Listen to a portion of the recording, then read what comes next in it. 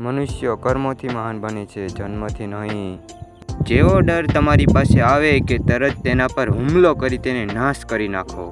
મૂર્ખ વ્યક્તિ માટે પુસ્તકો એટલા જ ઉપયોગી છે જેટલો એક અરીસો કોઈ અંધ વ્યક્તિને. એક સ્ત્રીનું યૌવન અને તેનું સ્વરૂપ એ આ જગતમાં મોટામાં મોટી તાકાત છે. તમે કોઈ પણ કાર્ય શરૂ કરતા પહેલા પોતાની જાતને 3 પ્રશ્ન પૂછો. 1. હું આ શા માટે કરવા જઈ રહ્યો છું? 2. આનું પરિણામ શું આવશે? 3. હું સફળ થઈ શકીશ?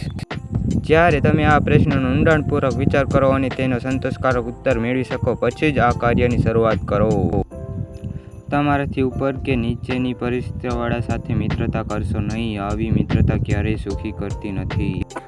વ્યક્તિએ અતિ પ્રમાણિક ના બનવું જોઈએ. સીધા વૃક્ષો જ પહેલાં કપાય છે. અતિ પ્રમાણિક વ્યક્તિ જ પહેલાં ફસાય છે. ફૂલોની સુગંધ ફક્ત પવનની દિશામાં જ ફેલાય છે, પણ એક સારા માણસની સાર પણ બધી દિશામાં ફેલાય છે. પહેલાં 5 વર્ષ તમારા બાળકને ખૂબ પ્રેમ આપો. પછી 5 વર્ષ તેમને વઢો, એટલે કે તેમના સાથે થોડી સખ્તાઈથી વર્તો. તેઓ 16 વર્ષના થાય તે પછી તેમના મિત્ર બની જાઓ. તમારા મોટા થયેલા સંતાન તમારા શ્રેષ્ઠ મિત્ર બની શકે છે. મોટામાં મોટો ગુરુ મંત્ર છે, કોઈ સાથે તમારું રહસ્ય ન વહેંચો. એ તમારો વિનાશ નોતરી શકે છે. સાપ ઝેરી ના હોય તો પણ તેને ઝેરી હોવાનો ઢોંગ કરવો જોઈએ. ભગવાનની મૂર્તિઓમાં નથી. તમારી લાગણીઓ ઈશ્વરનું સ્વરૂપ છે. આત્મા મંદિર સમાન છે.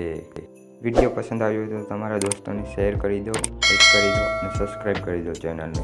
આવા જ વિડીયો જોવા માટે બેલ આઇકન ઘંટી પણ દબાવી દેજો, જેથી કરીને તમને નોટિફિકેશન જલ્દી મળી રહે.